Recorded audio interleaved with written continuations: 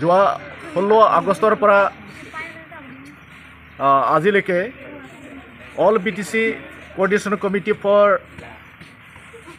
LP ME high school আৰু senior সেকেন্ডাৰীৰ আহ্বানক্ৰমে পেন ডাউন কাৰ্যসূচী চলি আছে। আমাৰ এইখন বিদ্যালয়তো BTCৰ শান্তি চুক্তিৰ 6.3 দফা মতে কোনো চৰ্ত নোহোৱাকৈ বিনা চৰ্তে BTCত থকা সকলো বিদ্যালয় LP ME হাইস্কুল আৰু সিনিয়ৰ সেকেন্ডাৰীলৈকে বিদ্যালয় প্ৰাধিকৰণৰ এটা দফা আছে। সেই দফা মতে BTC চৰকাৰে অনতিপলমে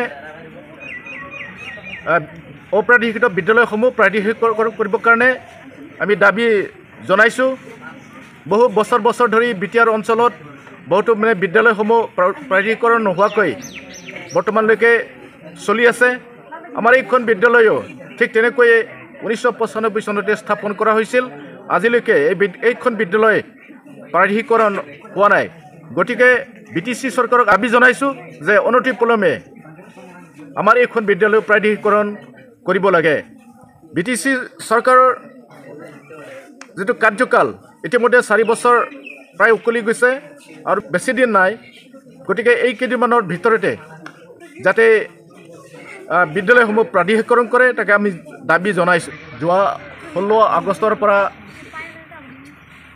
আজিলৈকে all BTC coordination committee for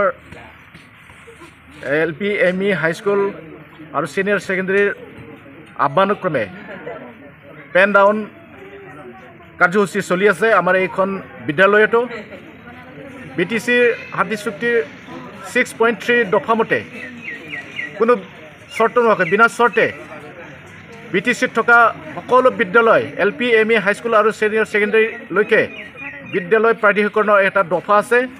সেই দফা মতে BTC চৰকাৰে অনতিপলমে অপ্ৰাধিকৃত বিদ্যালয়সমূহ প্ৰাধিকৰণ কৰিবৰ কাৰণে আমি দাবী জনাইছোঁ। বহু বছৰ ধৰি BTR অঞ্চলত বহুতো বিদ্যালয়সমূহ প্ৰাধিকৰণ নোহোৱাকৈ বৰ্তমানলৈকে চলি আছে। আমাৰ এইখন বিদ্যালয়ো ঠিক তেনেকৈয়ে 1995 চনতে স্থাপন কৰা হৈছিল। আজিলৈকে এইখন বিদ্যালয় প্ৰাধিকৰণ হোৱা নাই। গতিকে BTC চৰকাৰক দাবী জনাইছোঁ যে অনতিপলমে আমাৰ এইখন বিদ্যালয় প্ৰাধিকৰণ কৰিব লাগে। BTC চৰকাৰৰ যিটো কাৰ্যকাল ইতিমধ্যে 4 বছৰ প্ৰায় উকলি গৈছে আৰু বেছি দিন নাই।